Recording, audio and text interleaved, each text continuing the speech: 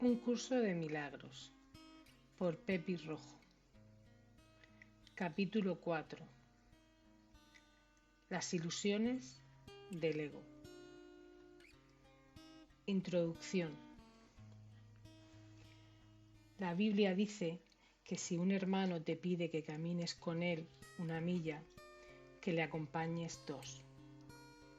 Ciertamente no sugiere que le retrases en su viaje. Tu dedicación a un hermano no puede tampoco retrasarte a ti. Solo puede conducir a un progreso mutuo. El resultado de una dedicación genuina es la inspiración, palabra que es lo opuesto a la fatiga si se entiende correctamente.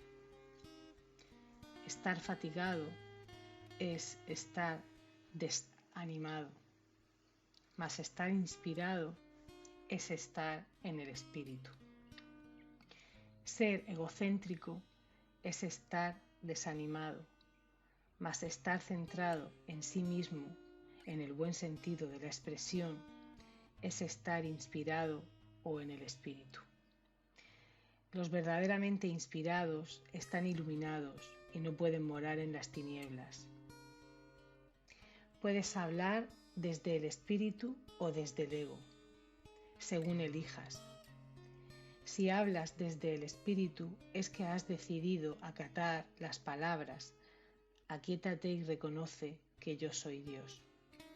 Estas son palabras inspiradas porque reflejan conocimiento. Si hablas desde el ego, estás renegando del conocimiento en vez de ratificándolo, y por lo tanto estás desanimándote. No te embarques en viajes inútiles, pues ciertamente no llevan a ninguna parte. Puede que el ego los desee, pero el espíritu no puede comprenderlos porque nunca está dispuesto a apartarse de sus cimientos. El viaje a la cruz debería ser el último, viaje inútil. No sigas pensando en él, sino dalo por concluido. Si puedes aceptarlo como tu último viaje inútil, serás libre también de unirte a mi resurrección. Mientras no lo hagas, estarás desperdiciando tu vida, ya que ésta simplemente seguirá siendo una repetición de la separación, de la pérdida de poder, de los esfuerzos fútiles que el ego lleva a cabo en busca de compensación y finalmente de la crucifixión del cuerpo o muerte. Estas repeticiones continuarán indefinidamente hasta que voluntariamente se abandonen. No cometas el patético error de aferrarte a la vieja y rugosa cruz. El único mensaje de la crucifixión es que puedes superar la cruz. Hasta que no la superes, eres libre de seguir crucificándote tan a menudo como quieras. Este no es el evangelio que intenté ofrecerte. Tenemos otro viaje que emprender, y si lees cuidadosamente las lecciones que aquí se ofrecen, te ayudarán a prepararte para emprenderlo. La enseñanza y el aprendizaje correctos. Un buen maestro clarifica sus propias ideas y las refuerza al enseñarlas. En el proceso de aprendizaje, tanto el maestro como el alumno están a la par. Ambos se encuentran en el mismo nivel de aprendizaje y a menos que compartan sus lecciones, le faltará convicción. Un buen maestro debe tener fe en las ideas que enseña, pero tiene que satisfacer además otra condición. Debe tener fe en los estudiantes a quienes ofrece sus ideas. Muchos montan guardia en torno a sus ideas porque quieren conservar sus sistemas de pensamiento intactos, y aprender significa cambiar. Los que creen estar separados siempre temen cambiar porque no pueden concebir que los cambios sean un paso hacia adelante en el proceso de subsanar la separación. Siempre los perciben como un paso hacia una mayor separación debido a que la separación fue su primera experiencia de cambio. Crees que si no permites ningún cambio en tu ego, alcanzarás la paz. Esta marcada confusión solo puede tener lugar si sostienes que un mismo sistema de pensamiento puede erigirse sobre dos cimientos distintos. Nada puede llegar al espíritu desde el ego, ni nada puede llegar al ego desde el espíritu. El espíritu no puede ni reforzar al ego ni aminorar el conflicto interno de éste. El ego en sí es una contradicción. Tu falso ser y el ser de Dios están en oposición. Y lo están con respecto a sus orígenes, rumbos y desenlaces. Son fundamentalmente irreconciliables porque el espíritu no puede percibir y el ego no puede gozar de conocimiento. No están, por lo tanto, en comunicación, ni nunca lo podrán estar. Sin embargo, el ego puede aprender, aun cuando su hacedor esté equivocado. Este, no obstante, no puede hacer que lo que fue infundido con vida sea completamente exánime. El espíritu no tiene necesidad de que se le enseñe nada, pero el ego sí. El proceso de aprender se percibe en última instancia como algo aterrador porque conduce no a la destrucción del ego, sino al abandono de éste a la luz del espíritu. Este es el cambio que el ego no puede sino temer, puesto que no comparte mi caridad. La lección que yo tuve que aprender es la misma que tú tienes que aprender ahora, y puesto que la aprendí, puedo enseñártela. Nunca atacaré a tu ego, si bien estoy tratando de enseñarte cómo surgió su sistema de pensamiento. Cuando te recuerdo tu verdadera creación, tu ego no puede por menos que reaccionar con miedo. Aprender y enseñar son los mayores recursos de que dispones ahora porque te permiten cambiar de mentalidad y ayudar a otros a hacer lo mismo. Negarte a cambiar de mentalidad no conseguiría probar que la separación no ocurrió. El soñador que duda de la realidad de su sueño mientras todavía está soñando no está realmente sanando su mente dividida. Tú sueñas con un ego separado y crees en el mundo que se basa en él. Todo ello te parece muy real. No puedes deshacerlo sin cambiar de mentalidad al respecto. Si estás dispuesto a renunciar al papel del guardián de tu sistema de pensamiento y ofrecérmelo a mí, yo lo corregiré con gran delicadeza y te conduciré de regreso a Dios. Todo buen maestro espera impartir a sus estudiantes tanto de lo que él mismo ha aprendido que algún día dejen de necesitarle.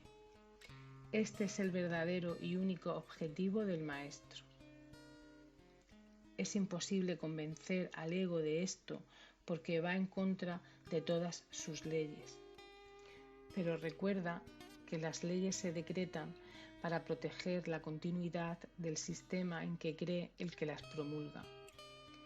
Es natural que el ego trate de protegerse a sí mismo una vez que lo inventaste, pero no es natural que desees obedecer sus leyes a menos que tú creas en ellas. El ego no puede tomar esta decisión debido a la naturaleza de su origen, pero tú puedes tomarla debido a la naturaleza del tuyo. Los egos pueden chocar en cualquier situación, pero es imposible que el espíritu choque en absoluto. Si percibes a un maestro simplemente como un ego más grande, sentirás miedo ya que agrandar un ego es aumentar la ansiedad que produce la separación. Enseñaré contigo y viviré contigo si estás dispuesto a pensar como pienso yo, pero mi objetivo será siempre eximirte finalmente de la necesidad de un maestro. Esto es lo opuesto al objetivo del maestro que se deja guiar por el ego. A ese solo le interesa el efecto que su ego pueda tener sobre otros egos, y por consiguiente se sirve de su interacción con ellos como un medio de conservar su propio ego. Yo no podría dedicarme a enseñar si creyese eso, y tú no serás un maestro dedicado mientras lo creas. Se me percibe constantemente como un maestro al que hay que exaltar o rechazar, pero yo no acepto ninguna de esas dos percepciones de mí mismo. El que enseñes o aprendas no es lo que establece tu valía. Tu valía la estableció Dios. Mientras sigas oponiéndote a esto, todo lo que hagas te dará miedo, especialmente aquellas situaciones que tiendan a apoyar la creencia en la superioridad o en la inferioridad. Los maestros tienen que tener paciencia y repetir las lecciones que enseñan hasta que se aprendan. Yo estoy dispuesto a hacer eso porque no tengo derecho a fijar los límites de tu aprendizaje por ti. Una vez más, nada de lo que haces, piensas o deseas es necesario para establecer tu valía. Este punto no es debatible, excepto en fantasías. Tu ego no está nunca en entredicho porque Dios no lo creó. Tu espíritu no está nunca en entredicho porque Él lo creó. Cualquier confusión al respecto es ilusoria, y mientras esta ilusión perdure, ninguna forma de dedicación es posible. El ego trata de convertir todas las situaciones en elogios para él a fin de superar sus propias dudas. Y seguirá lleno de dudas mientras tú sigas creyendo en su existencia. Tú, que lo inventaste, no puedes tener confianza en él, porque cuando estás en tu mente recta te das cuenta de que no es real. La única solución cuerda es no tratar de cambiar la realidad, lo cual sería ciertamente aterrador, sino aceptarla tal como es. Formas parte de la realidad, la cual permanece inmutable más allá del alcance del ego, aunque fácilmente al alcance del espíritu. Cuando sientas miedo, aquíétate y reconoce que Dios es real y que tú eres su Hijo amado en quien Él se complace. No dejes que tu ego refute esto, porque el ego no puede conocer algo que está tan lejos de su alcance como lo estás tú. Dios no es el autor del miedo. El autor del miedo eres tú. Has elegido crear en forma diferente de como crea Él, y por lo tanto has hecho posible el que puedas tener miedo. No estás en paz porque no estás desempeñando tu función. Dios te encomendó una función muy elevada que no estás llevando a cabo. Tu ego ha elegido estar atemorizado en vez de llevarla a cabo. Cuando despiertes te será imposible entender esto porque es literalmente increíble. No creas lo increíble ahora. Cualquier intento de incrementar su credibilidad es simplemente un intento de posponer lo inevitable. La palabra inevitable le causa terror al ego, pero es motivo de júbilo para el espíritu. Alcanzar a Dios es inevitable y tú no puedes eludirlo. de la misma manera en que Él no te puede eludir a ti. El ego tiene miedo del gozo del espíritu, porque una vez que lo hayas experimentado, dejarás de proteger y de atribuirle valor al miedo. Le atribuyes gran valor ahora porque el miedo es un testigo de la separación y tu ego se regocija cuando das testimonio de ella. Repúdialo, no le escuches ni lo ampares. Escucha únicamente a Dios, quien es tan incapaz de engañar como lo es el espíritu que Él creó. Libérate y libera a otros. No les ofrezcas a los demás una imagen de ti mismo falsa e indigna, ni tampoco aceptes una imagen similar de ellos. El ego ha construido para ti un hogar mísero e inhóspito porque no puede construir de ninguna otra manera. No trates de mantener en pie ese hogar ruinoso.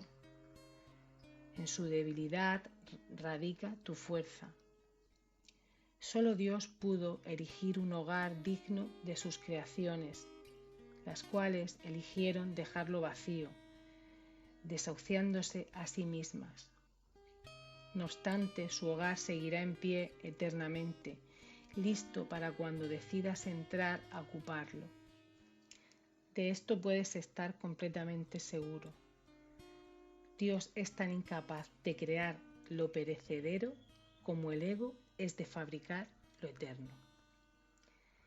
Desde tu ego no puedes hacer nada para salvarte o para salvar a otros, pero desde tu espíritu puedes hacer cualquier cosa para salvar a otros o para salvarte a ti mismo. La humildad es una lección para el ego, no para el espíritu. El espíritu está más allá de la humildad porque reconoce su esplendor y gustosamente irradia su luz por todas partes. Los mansos heredarán la tierra porque sus egos son humildes y esto hace que su percepción sea más fidedigna.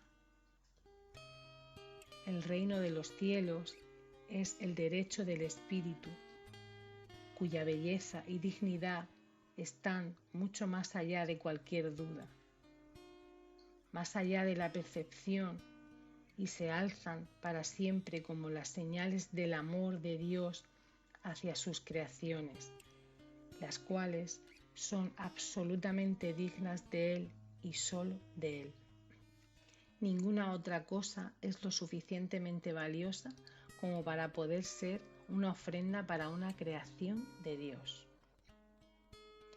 Yo seré un sustituto de tu ego si así lo deseas, pero nunca de tu espíritu. Un padre puede dejar su hijo al cuidado de un hermano mayor que haya demostrado ser responsable, pero esto no entraña confusión alguna acerca de quién es el padre. El hermano puede proteger el cuerpo y el ego del niño, pero eso no lo lleva a creer que él sea el padre. Me puedes confiar tu cuerpo y tu ego debido únicamente a que eso te permite desentenderte de ellos y me deja mostrarte que no son importantes. Yo no podría entender lo importantes que son para ti si yo mismo no hubiese estado tentado de creer en ellos. Aprendamos juntos esta lección para que juntos podamos liberarnos de tu cuerpo y de tu ego. Necesito maestros dedicados que compartan mi objetivo de sanar a la mente. El espíritu no tiene ninguna necesidad de que ni tú ni yo lo protejamos. Recuerda lo siguiente. En este mundo no hay por qué tener tribulaciones porque yo he vencido al mundo. Por eso es por lo que debes estar jubiloso.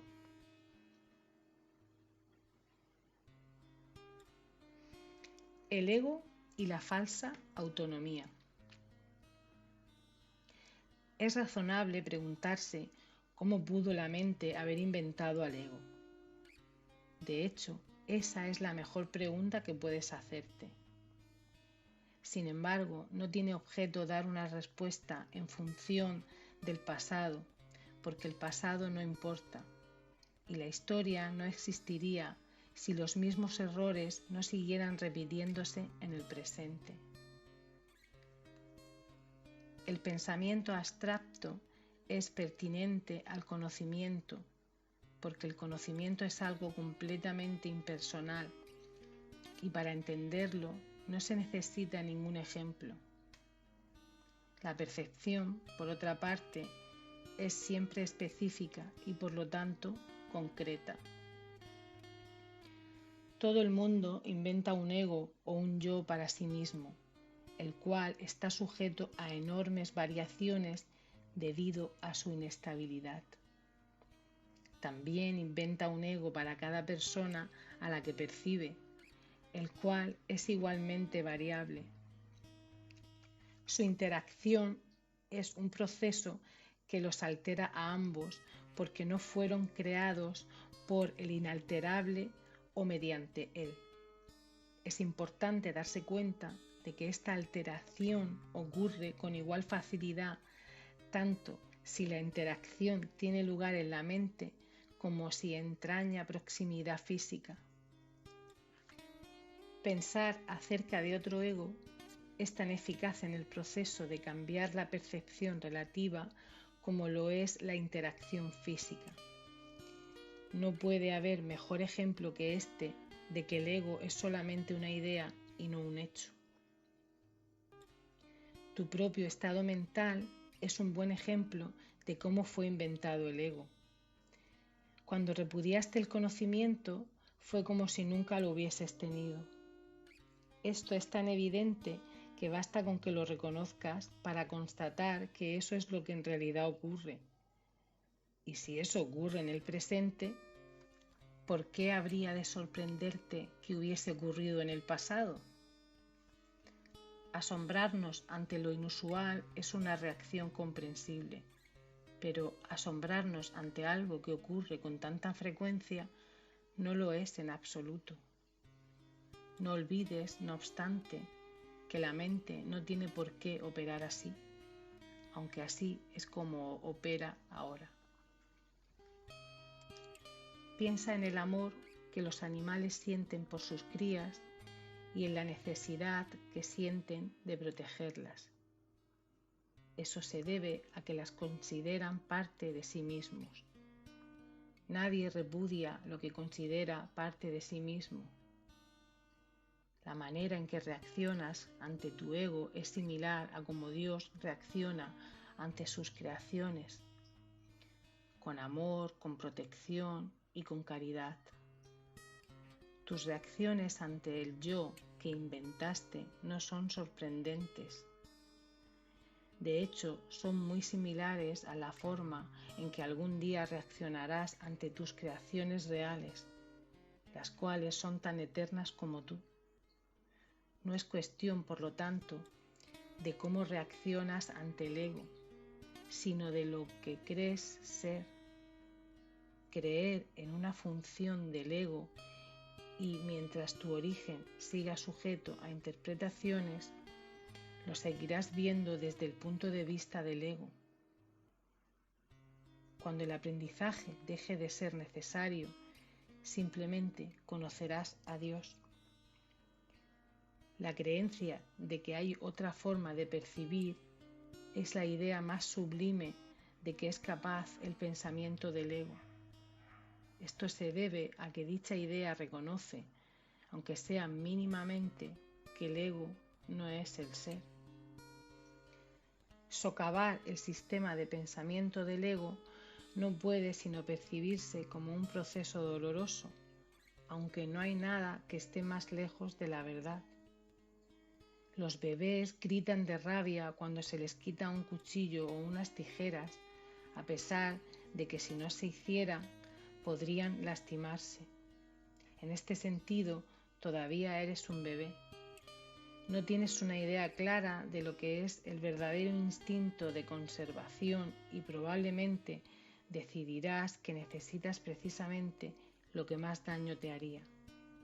Sin embargo, tanto si lo reconoces ahora como si no, has acordado cooperar en el empeño por llegar a ser un inofensivo y servicial, atributos estos que son inseparables.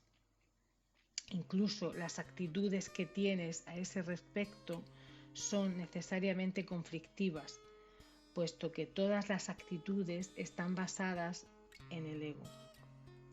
Esto, sin embargo, no siempre será así. Ten paciencia mientras tanto y recuerda que el desenlace es tan seguro como Dios.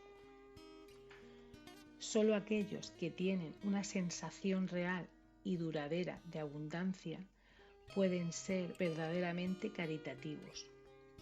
Esto resulta obvio cuando consideras lo que realmente quiere decir ser caritativo. Para el ego, dar cualquier cosa significa tener que privarse de ello. Cuando asocias el acto de dar con el sacrificio, das solamente porque crees que de alguna forma vas a obtener algo mejor y puedes, por lo tanto, prescindir de la cosa que das. Dar para obtener es una ley ineludible del ego, que siempre se evalúa a sí mismo en función de otros egos. Por lo tanto, está siempre obsesionado con la idea de la escasez, que es la creencia que le dio origen. Su percepción de otros egos como entes reales no es más que un intento de convencerse a sí mismo de que él es real. El amor propio, desde el punto de vista del ego, no significa otra cosa que el ego se ha engañado a sí mismo creyendo que es real y por lo tanto está temporalmente menos inclinado a depredar. Ese amor propio es siempre vulnerable a experimentar tensión, término este que se refiere a cualquier cosa que él perciba como una amenaza a su existencia. El ego vive literalmente a base de comparaciones. La igualdad es algo que está más allá de lo que puede entender y por lo tanto le es imposible ser caritativo. Lo que el ego da nunca emana de una sensación de abundancia, porque él fue engendrado precisamente como sustituto de esta. Por eso es por lo que el concepto de obtener surgió en un sistema de pensamiento. Los apetitos son mecanismos para obtener que representan la necesidad del ego de ratificarse a sí mismo. Esto es cierto tanto en el caso de los apetitos corporales como en el de las llamadas necesidades más elevadas del ego. El origen de los apetitos corporales no es físico. El ego considera al cuerpo como su hogar y trata de satisfacerse a sí mismo a través de él. Pero la idea de que eso es posible es una decisión de la mente que está completamente confundida acerca de lo que realmente es posible. El ego cree que tiene que valerse por sí mismo para todo, lo cual no es más que otra forma de describir cómo cree que él mismo se originó. Es este un estado de tanto temor que lo único que puede hacer es dirigirse a otros egos y tratar de unirse a ellos en un débil intento de identificarse con ellos o atacarlos en una demostración igualmente débil de fuerza. No es libre, no obstante, de poner en tela de juicio la premisa que da lugar a todo eso, pues esa premisa es su base. El ego es la creencia de la mente según la cual él tiene que valerse completamente por sí mismo. Los incesantes esfuerzos que realiza por ganar el reconocimiento del espíritu y establecer así su propia existencia son inútiles. El espíritu, en su conocimiento, no es consciente del ego, no lo ataca, simplemente no lo puede concebir en absoluto. Aunque el ego tampoco se percata del espíritu, se percibe a sí mismo rechazado por algo más grande que él. Por eso es por lo que el amor propio, tal como el ego lo concibe, no puede por menos que ser ilusorio. Las creaciones de Dios no crean mitos, si bien el esfuerzo creativo se puede trocar en mitología. Esto puede suceder, sin embargo, solo bajo una condición. Lo que fabrica deja de ser creativo. Los mitos pertenecen exclusivamente al ámbito de la percepción y las formas que adoptan son tan ambiguas y de una naturaleza tan marcada por la dicotomía entre el bien y el mal que ni siquiera el más benévolo de ellos está exento de connotaciones aterradoras. Los mitos y la magia están íntimamente relacionados, ya que los mitos generalmente tienen que ver con el origen del ego y la magia con los poderes que el ego se atribuye a sí mismo. Los sistemas mitológicos incluyen, por lo general, alguna descripción de la creación y la conectan con su forma particular de magia. La llamada lucha por la supervivencia no es más que la lucha del ego por prolongar su propia existencia, así como la interpretación que ha hecho con respecto a su comienzo.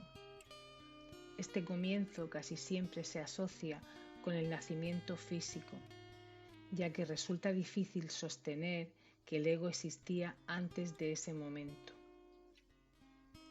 Los más religiosos de los mitos basados en el ego puede que postulen que el alma existía antes y que seguirá existiendo después de un lapso temporal de vida en el ego.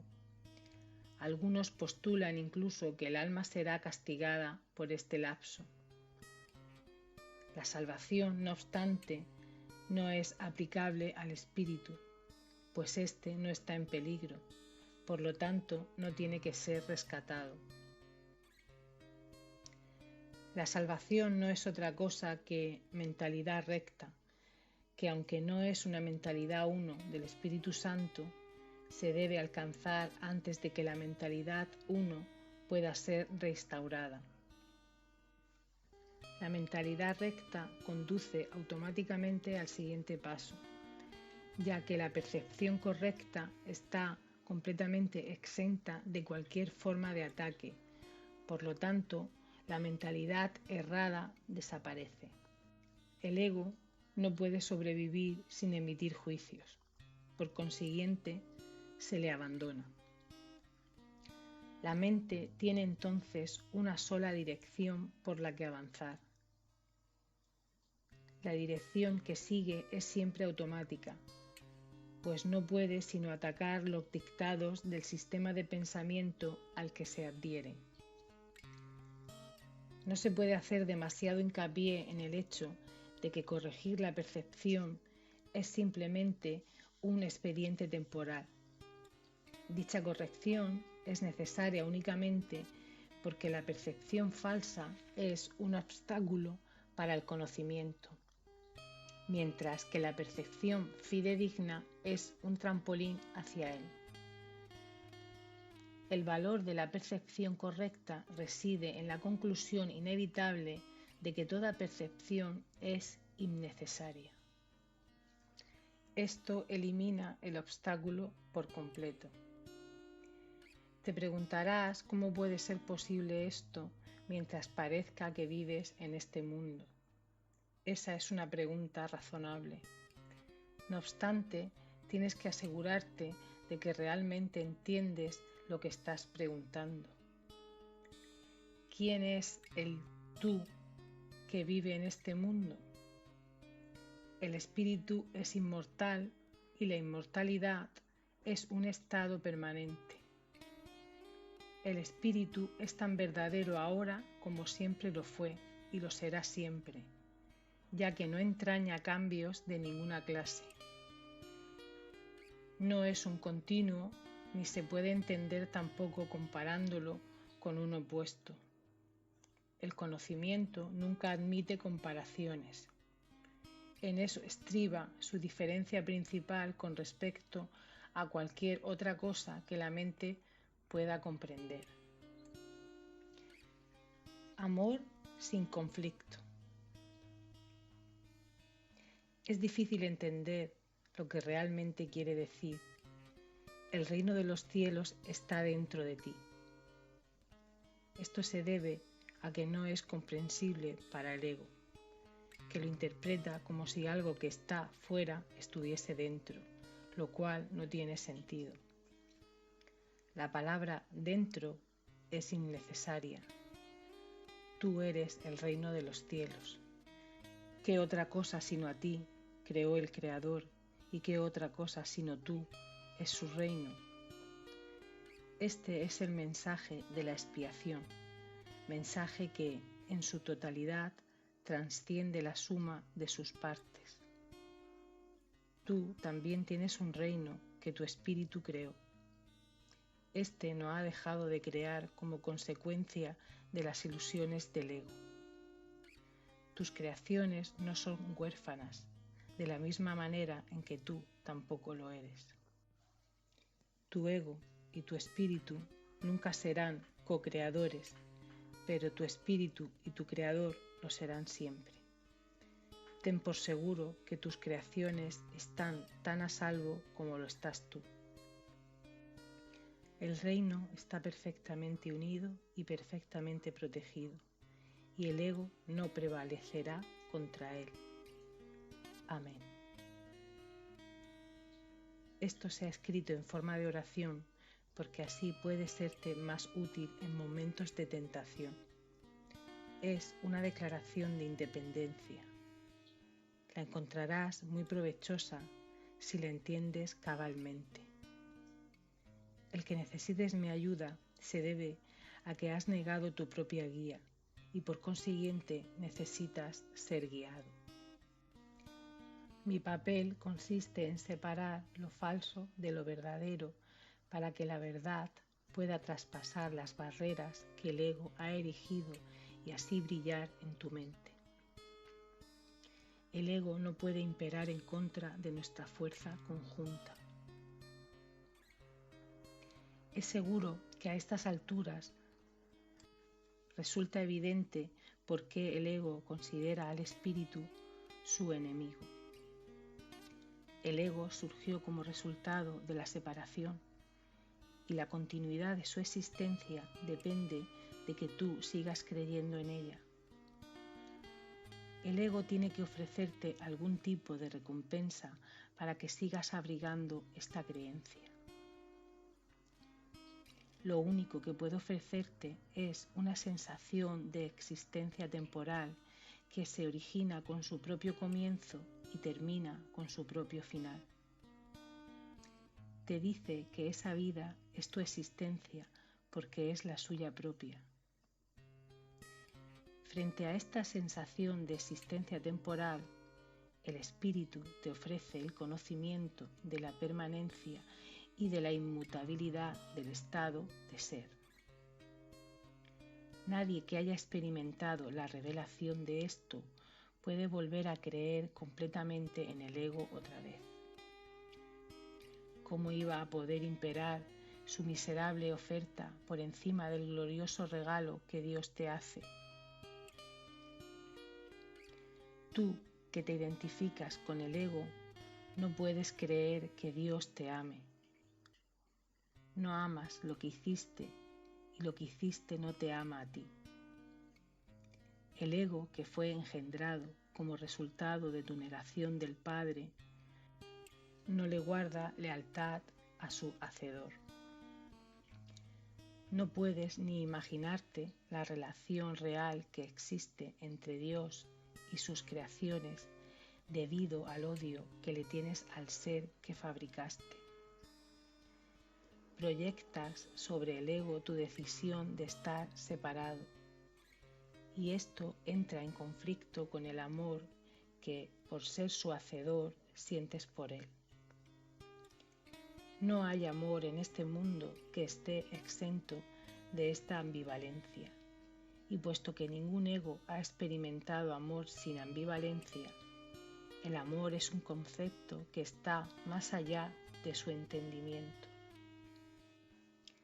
El amor aflorará de inmediato en cualquier mente que de verdad lo desee, pero tiene que desearlo de verdad. Esto quiere decir desearlo sin ninguna ambivalencia, y esta forma de desear está completamente desprovista de la compulsión de obtener del ego. Existe una clase de experiencia tan diferente de todo lo que el ego pudiera ofrecerte que nunca más querrás volver a encubrirla u ocultarla.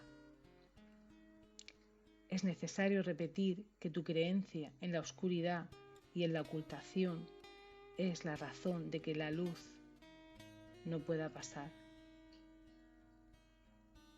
La Biblia hace referencia frecuentemente a los inconmensurables dones que te aguardan, pero que tienes que pedir. Esta no es una condición como las que el ego establece, sino que es la gloriosa condición de lo que tú eres. Ninguna fuerza, excepto tu propia voluntad, es lo suficientemente fuerte o digna como para poder guiarte. En esto eres tan libre como Dios, y así será eternamente. Pidámosle al Padre en mi nombre que te mantenga consciente de su amor por ti y del tuyo por Él. Él nunca ha dejado de responder a este ruego, pues lo único que éste pide es lo que su voluntad ya ha dispuesto. Quienes piden sinceramente siempre reciben respuesta. No debes anteponer otros dioses a Él, porque no hay otros dioses. ¿Nunca se te ha ocurrido realmente renunciar a todas las ideas que hayas tenido que se oponen al conocimiento? Conservas miles de retazos de temor que le impiden la entrada al Santísimo. La luz no puede filtrarse a través de los muros que levantas para obstruir su paso, y nunca estará dispuesta a destruir lo que tú has hecho. Nadie puede ver a través de un muro, pero yo puedo transponerlo. Mantente alerta contra los retazos de miedo que aún conservas en tu mente, o de lo contrario, no podrás pedirme que lo transponga. Solo puedo ayudarte tal como nuestro Padre nos creó.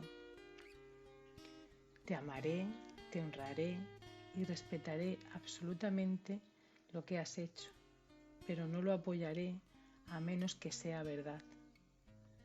Nunca te abandonaré, tal como Dios tampoco te abandonará. Pero tengo que esperar mientras tú continúes eligiendo abandonarte a ti mismo. Debido a que espero con amor y no con impaciencia, es indudable que me pedirás con sinceridad que lo transponga. Vendré en respuesta a toda llamada inequívoca. Examina detenidamente qué es lo que estás realmente pidiendo. Sé muy honesto contigo mismo al respecto, pues no debemos ocultarnos nada el uno al otro. Si realmente tratas de hacer esto, habrás dado el primer paso en el proceso de preparar a tu mente a fin de que el Santísimo pueda entrar en ella. Nos prepararemos para ello juntos, pues una vez que Él haya llegado, estarás listo para ayudarme a preparar otras mentes para que estén listas para Él. ¿Hasta cuándo vas a seguir negándole su reino? En tu propia mente, aunque negada por el ego, se encuentra la declaración que te hará libre. Dios te ha dado todo. Este simple hecho significa que el ego no existe y esto le atemoriza mortalmente. En el lenguaje del ego, tener y ser significan dos cosas distintas, si bien para el Espíritu Santo son exactamente lo mismo. El Espíritu Santo sabe que lo tienes todo y que lo eres todo. Cualquier distinción al respecto es significativa solamente cuando la idea de obtener, que implica carencia, ha sido previamente aceptada. Por eso es por lo que no hacemos ninguna distinción entre tener el reino de Dios y ser el reino de Dios. Al sereno, ser del reino de Dios, del que eres perfectamente consciente cuando estás en tu sano juicio, se le expulsa sin miramientos de aquella parte de la mente que el ego rige. El ego está desesperado porque se enfrenta a un contrincante literalmente invencible, tanto si estás dormido como si estás despierto. Observa cuánta vigilancia has estado dispuesto a ejercer para proteger a tu ego y cuán poca para proteger a tu mente recta. ¿Quién sino un loco se empeñaría en creer lo que no es cierto y en defender después esa creencia a expensas de la verdad?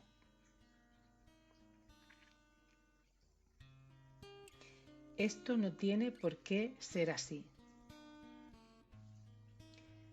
Si no puedes oír la voz de Dios es porque estás eligiendo no escucharla. Pero que si escuchas a la voz de tu ego lo demuestran tus actitudes, tus sentimientos y tu comportamiento. No obstante, eso es lo que quieres. Por eso es por lo que luchas y lo que procuras proteger manteniéndote alerta. Tu mente está repleta de estratagemas para hacer quedar bien al ego, pero no buscas la faz de Cristo. El espejo en el que el ego trata de ver su rostro es ciertamente tenebroso. ¿De qué otra manera si no con espejos podría seguir manteniendo la falsedad de su existencia? Con todo, donde buscas para encontrarte a ti mismo depende de ti.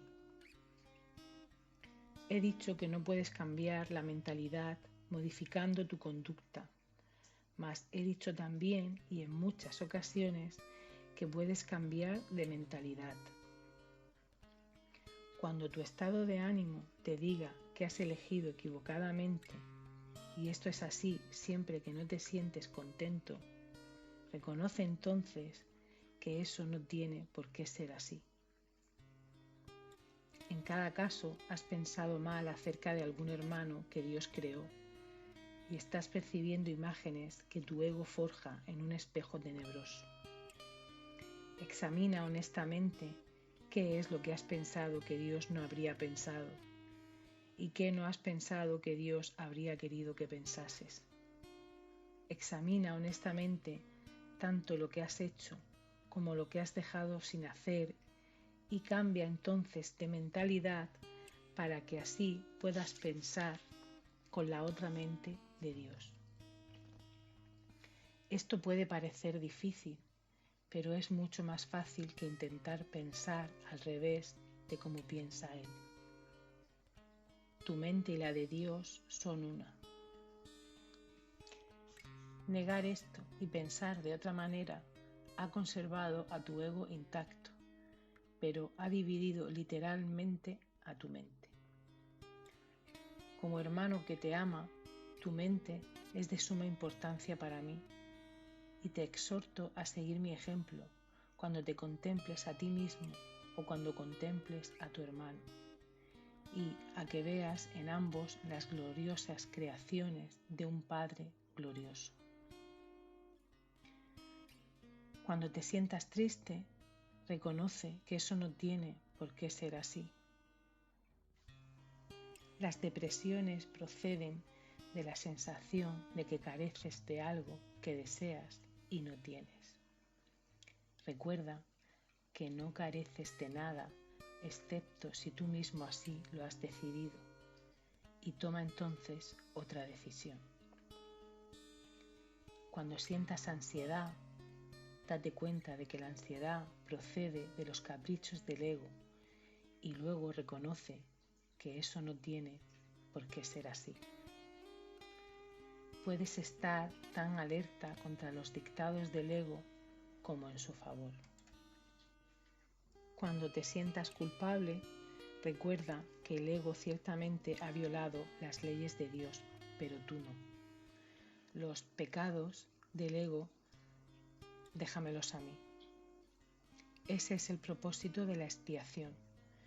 Pero hasta que no cambies de parecer con respecto a aquellos a quienes tu ego ha herido, la expiación no podrá liberarte. Si te sigues sintiendo culpable, es porque tu ego sigue al mando, ya que solo el ego puede experimentar culpa. Eso no tiene por qué ser así. Vigila tu mente contra las tentaciones del ego y no te dejes engañar por él. No tiene nada que ofrecerte. Cuando hayas abandonado ese desánimo voluntario, verás cómo tu mente puede concentrarse, trascender toda fatiga y sanar. No obstante, no te mantienes lo suficientemente alerta contra las exigencias del ego como para poder librarte de ellas. Eso no tiene por qué ser así. El hábito de colaborar con Dios y sus creaciones se adquiere fácilmente si te niegas diligentemente a dejar que tu mente divague. No se trata de un problema de falta de concentración, sino de la creencia de que nadie, incluido tú, es digno de un esfuerzo continuo. Ponte de mi parte sistemáticamente contra este engaño y no permitas que esa desafortunada creencia te retrase. Los descorazonados no pueden ayudarse a sí mismos ni me pueden ayudar a mí. Sin embargo, solo el ego puede sentirse descorazonado. ¿Te has detenido a pensar seriamente en las muchas oportunidades que has tenido de regocijarte y en cuántas has dejado pasar? El poder de un hijo de Dios es ilimitado, pero Él puede restringir la expresión de su poder tanto como quiera. Tu mente y la mía pueden unirse para desvanecer con su luz a tu ego, liberando la fuerza de Dios para que reverbere en todo lo que hagas o pienses. No te conformes con menos y niégate a aceptar como tu objetivo nada que no sea eso. Vigila tu mente con sumo cuidado contra cualquier creencia que se interponga en el logro de tu objetivo y recházala. Juzga por tus sentimientos cuán bien has hecho esto, pues ese es el único uso acertado del juicio. Los juicios, al igual que cualquier otra defensa, se pueden utilizar para atacar o para proteger, para herir o para sanar. Al ego se le debe llevar a juicio y allí declararlo inexistente. Sin tu lealtad, protección y amor, el ego no puede existir. Deja que sea juzgado imparcialmente y no podrás por menos que retirarle tu lealtad, tu protección y tu amor. Eres un espejo de la verdad en el que Dios mismo brilla en perfecta luz. Al tenebroso espejo del ego no tienes sino que decirle: no voy a mirar ahí porque sé que esas imágenes no son verdad. Deja entonces que el Santísimo brille sobre ti en paz, sabiendo que así y solo así es como debe ser. Su mente resplandeció sobre ti en tu creación y le dio existencia a tu mente. Su mente resplandece todavía sobre ti y no puede sino resplandecer a través de ti. Tu ego no puede impedir que Dios resplandezca sobre ti, pero puede impedir que lo dejes resplandecer a través de ti. El primer advenimiento de Cristo no es más que otro nombre para la creación, pues Cristo es el Hijo de Dios. El segundo advenimiento de Cristo no significa otra cosa que el fin del dominio del ego y la sanación de la mente. Al igual que tú, fui creado en el primero y te he llamado para que te unas a mí en el segundo. Estoy a cargo del segundo advenimiento y mi juicio, que se usa solamente como protección, no puede ser erróneo porque nunca ataca. El tuyo puede estar tan distorsionado que hasta creas que me equivoqué al escogerte. Te aseguro que eso es un error de tu ego. No lo confundas con humildad. Tu ego está tratando de convencerte de que él es real y de que yo no lo soy, ya que si yo soy real, no puedo ser más real que tú. Ese conocimiento, y te aseguro yo que es conocimiento, significa que Cristo ha venido a tu mente y la ha sanado. Yo no ataco a tu ego, trato con tu mente superior, la morada del Espíritu Santo, tanto si estás dormido como si estás despierto, al igual como tu ego trata con tu mente inferior, que es su hogar. Me mantengo alerta por ti con respecto a esto, porque tú estás tan confundido que te resulta imposible reconocer tu propia esperanza. No estoy equivocado. Tu mente optará por unirse a la mía y juntos somos invencibles. Tú y tu hermano os uniréis finalmente en mi nombre y vuestra cordura os será restaurada. Resucité a los muertos porque sabía que la vida era un atributo eterno de todo lo que el Dios viviente creó. ¿Por qué crees que habría de ser más difícil para mí inspirar a los desanimados o estabilizar lo inestable? Yo no creo que haya grados de dificultad en los milagros. Tú sí. Te he llamado y tú responderás. Yo comprendo que los milagros son acontecimientos naturales porque son expresiones de amor. El que yo te llame es tan natural como el que tú me respondas, e igualmente inevitable. La ilusión del ego-cuerpo. Todas las cosas obran conjuntamente para el bien. En esto no hay excepciones, salvo a juicio del ego. El ego se mantiene extremadamente alerta con respecto a lo que permite llegar hasta la conciencia, y esa no es la manera en que una mente equilibrada se mantiene ecuánime. El desequilibrio del ego se acentúa aún más porque mantiene su motivación principal oculta de tu conciencia y hace que el control predomine sobre la cordura. El ego tiene todas las razones del mundo para hacer esto, dado el sistema de pensamiento que le dio origen y al que sirve. Puesto que el sano juicio juzgaría irrevocablemente contra él, el ego lo tiene que eliminar en aras de su propia supervivencia. Una de las causas principales del estado de desequilibrio del ego es su falta de discernimiento entre el cuerpo y los pensamientos de Dios. Los pensamientos de Dios son inaceptables para el ego porque apuntan claramente al hecho de que Él no existe. El ego, por lo tanto, los distorsiona o se niega a aceptarlos. Pero no puede hacer que dejen de existir. El ego, por consiguiente, trata de ocultar no solo los impulsos inaceptables del cuerpo, sino también los pensamientos de Dios, ya que ambos suponen una amenaza para él. Dado que lo que básicamente le preocupa es su propia supervivencia ante cualquier amenaza, el ego los percibe a ambos como si fueran lo mismo. Y al percibirlos así, evita ser aniquilado como de seguro lo sería en presencia del conocimiento.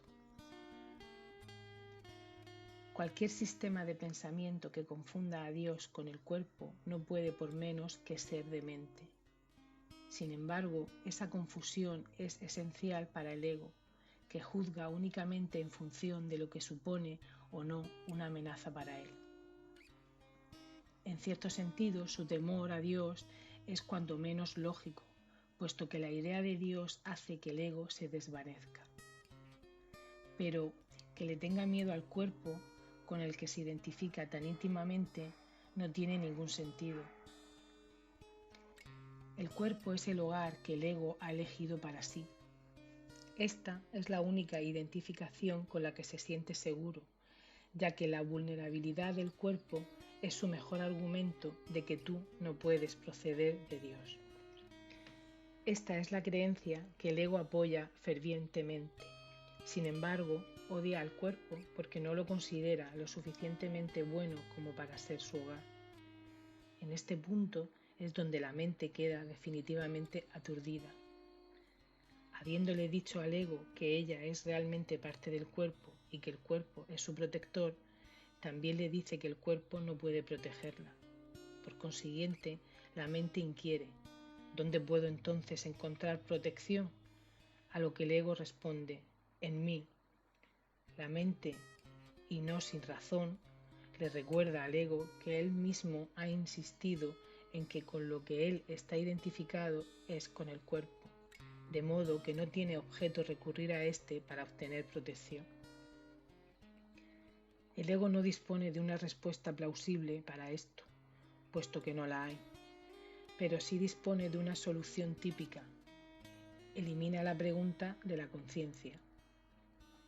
Una vez fuera de la conciencia, la pregunta puede producir desasosiego, y de hecho lo produce, pero no puede ser contestada porque no puede ser planteada. Esta es la pregunta que debes hacerte: ¿a dónde debo acudir en busca de protección? Busca y hallarás no significa que tengas que buscar ciega y desesperadamente algo que no podrías reconocer. La búsqueda que tiene sentido se emprende conscientemente, se organiza conscientemente y se dirige conscientemente. El objetivo debe formularse claramente y luego tenerse siempre presente. Aprender y querer aprender son inseparables. Te resulta más difícil aprender cuando crees que lo que estás tratando de aprender tiene valor para ti. Ahora bien, no todo lo que tal vez quieras aprender tiene valor duradero. En realidad, muchas de las cosas que quieres aprender tal vez las hayas escogido precisamente porque su valor es efímero. El ego cree que es una ventaja no comprometerse con nada que sea eterno, ya que lo eterno solo puede proceder de Dios. La eternalidad es la única función que el ego ha tratado de desarrollar, si bien ha fracasado repetidamente. El ego transige con la cuestión de lo eterno, al igual que con todas las cuestiones que de algún modo tienen que ver con la verdadera pregunta, la cual espera encubrir y mantener fuera de la conciencia, ocupándose de asuntos marginales. La tendencia típica del ego de estar continuamente ocupado con nimiedades tiene como objeto apoyar ese propósito. Uno de sus ardides favoritos para obstaculizar el aprendizaje es embarcarse en problemas diseñados de tal manera que su resolución sea imposible. La pregunta que nunca formulan quienes se embarcan en tales maniobras dilatorias es: ¿para qué? Esa es la pregunta que tienes que aprender a plantearte en relación con todo. ¿Qué propósito tiene? Sea cual fuere, dirigirá tus esfuerzos automáticamente. Cuando tomas una decisión con respecto a un objetivo, tomas una decisión con respecto a los esfuerzos que vas a llevar a cabo en el futuro. Y esta decisión permanecerá en vigor a menos que cambies de parecer. Las recompensas de Dios. El ego no reconoce el verdadero origen de la amenaza y si te identificas con él, no entenderás la situación tal como es. Lo único que le confiere al ego poder sobre ti es la lealtad que le guardas. Me he referido al ego como si fuera una entidad separada que actúa por su cuenta. Esto ha sido necesario para persuadirte de que no puedes descartarlo a la ligera y de que tienes que darte cuenta de cuán extensa es la parte de tu pensamiento que él controla. Sin embargo, no nos podemos detener ahí, pues de lo contrario no podrías sino pensar que mientras estés aquí o mientras creas estar aquí, estarás en conflicto. El ego no es más que una parte de lo que crees acerca de ti.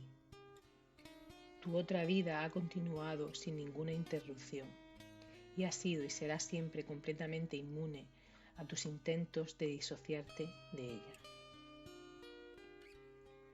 En el proceso de aprender a escapar de las ilusiones, es imprescindible que nunca te olvides de la deuda que tienes con tu hermano. Es la misma deuda que tienes conmigo. Cuando actúas de manera egoísta con otro, repudias la gracia que esta deuda te ofrece y la percepción santa que produciría. La palabra santa puede usarse aquí porque a medida que aprendes cuán endeudado estás con toda la filiación, la cual me incluye a mí, te aproximas tanto al conocimiento como la percepción lo permite. La brecha que entonces queda es tan diminuta que el conocimiento puede salvarla y eliminarla para siempre. Todavía tienes muy poca confianza en mí, pero esta aumentará a medida que recurras más y más a mí en vez de a tu ego en busca de consejo. Los resultados te irán convenciendo cada vez más de que esta es la única elección cuerda que puedes hacer. Nadie que aprenda por experiencia propia que cierta elección le brinda paz y alegría, mientras que otra le precipita al caos y al desastre, tiene más necesidad de persuasión. Es más eficaz aprender a base de recompensas que a base de dolor, porque el dolor es una ilusión del ego y no puede producir más que un efecto temporal. Las recompensas de Dios, en cambio, se reconocen inmediatamente como eternas, puesto que este reconocimiento lo haces tú y no el ego. El reconocimiento mismo establece que tú y el ego no podéis ser lo mismo. Tal vez creas que ya has aceptado esto, pero aún no estás convencido del todo. Prueba de ello es el hecho de que crees que debes escaparte del ego. Sin embargo, no puedes escaparte de él humillándolo, controlándolo o castigándolo. El ego y el espíritu no se conocen. Solo mediante la disociación puede la mente separada mantener vigente la separación. Una vez que ha hecho esto, niega todos los impulsos verdaderamente naturales, no porque el ego sea una cosa separada, sino porque quieres creer que tú lo eres. El ego es un mecanismo para seguir albergando esta creencia, pero sigue siendo únicamente tu decisión de usar tal mecanismo lo que lo perpetúa. ¿Cómo puedes enseñarle a alguien el valor de algo que él mismo ha desechado deliberadamente? Tiene que haberlo desechado porque no le atribuyó ningún valor. Lo único que puedes hacer es mostrarle cuánta infelicidad le causa su ausencia e írselo acercando lentamente para que pueda ver cómo mengua su infortunio según se le aproxima. Esto le enseña a asociar su infelicidad con la ausencia de lo que desechó y lo opuesto a la infelicidad con su presencia. comenzará a desearlo gradualmente a medida que cambie de parecer con respecto a su valor. Te estoy enseñando a que asocies la infelicidad con el ego y la felicidad con el espíritu. Tú te has enseñado a ti mismo lo contrario. Sigues siendo libre de elegir, mas a la vista de las recompensas de Dios, ¿puedes realmente desear las recompensas del ego? De momento, la confianza que yo tengo en ti es mayor que la que tú tienes en mí, pero no siempre será así. Tu misión es muy simple. Se te pide que vivas de tal forma que demuestre que no eres un ego, y yo no me equivoco al elegir los canales de Dios. El Santísimo comparte mi confianza y acepta mis decisiones con respecto a la expiación, porque mi voluntad nunca está en desacuerdo con la suya. Dije anteriormente que yo estoy a cargo de la expiación. Esto es así debido únicamente a que llevé a término el papel que me correspondía en ella como hombre, y ahora la puedo completar a través de otros. Los canales que he elegido no pueden fallar porque les prestaré mi fortaleza mientras la de ellos sea insuficiente. Iré contigo al Santísimo y mediante mi percepción Él podrá salvar la diminuta brecha.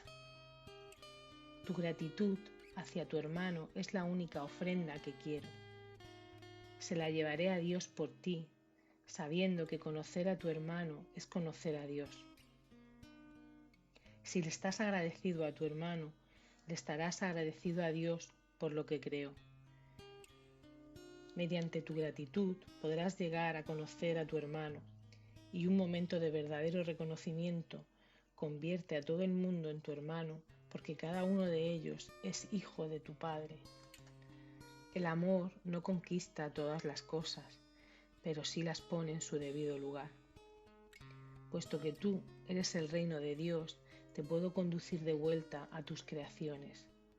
Ahora no las reconoces, pero aquello de lo cual te has disociado aún se encuentra ahí.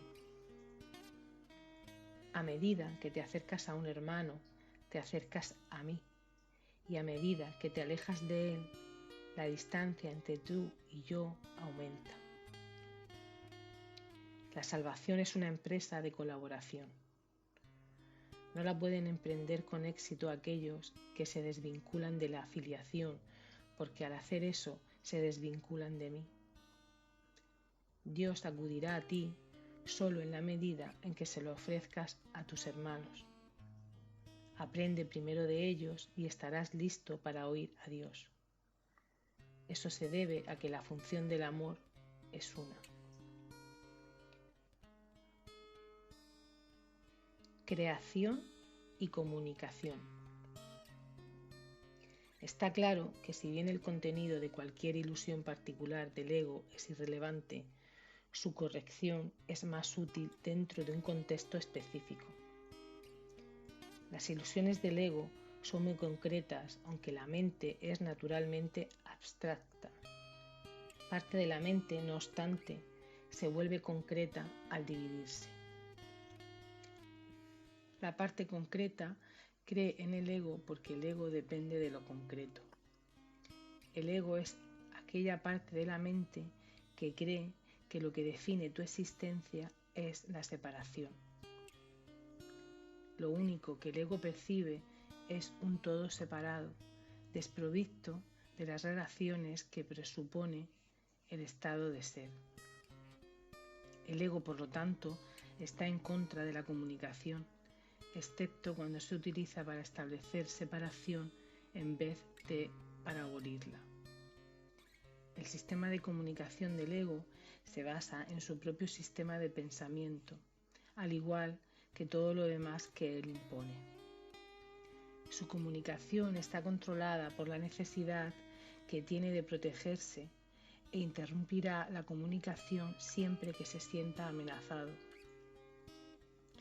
Esta interrupción es una reacción hacia una o varias personas determinadas. El carácter específico de la manera de pensar del ego da lugar entonces a generalizaciones falsas que no son realmente abstractas en absoluto. El ego simplemente responde de ciertas maneras específicas a todo lo que percibe como relacionado. El espíritu, en cambio, reacciona de la misma manera a todo lo que sabe que es verdadero y no responde en absoluto a nada más. Tampoco hace ningún esfuerzo por establecer lo que es verdad. Sabe que lo único que es verdad es lo que Dios creó.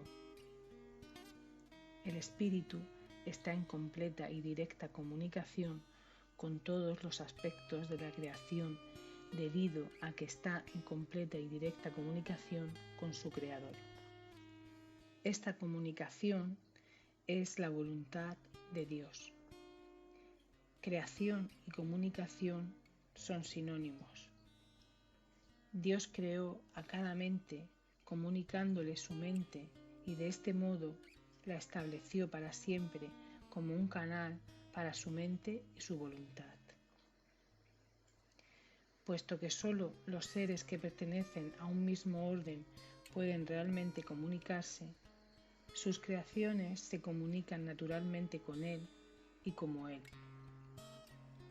Esta comunicación es perfectamente abstracta, ya que su aplicación es de una calidad universal y no está sujeta a ningún juicio, excepción o alteración. Dios te creó mediante esta comunicación y para ella. La mente puede distorsionar su propia función, pero no puede atribuirse a sí misma funciones que no le fueron dadas. Por eso es por lo que la mente no puede perder del todo la capacidad de comunicarse, aun cuando puede negarse a utilizarla en favor del estado de ser. Tanto la existencia como el estado de ser se basan en la comunicación. La existencia, sin embargo, es específica en cuanto a qué, cómo y con quién vale la pena entablar comunicación. El estado de ser carece por completo de estas distinciones. Es un estado en el que la mente está en comunicación con todo lo que es real.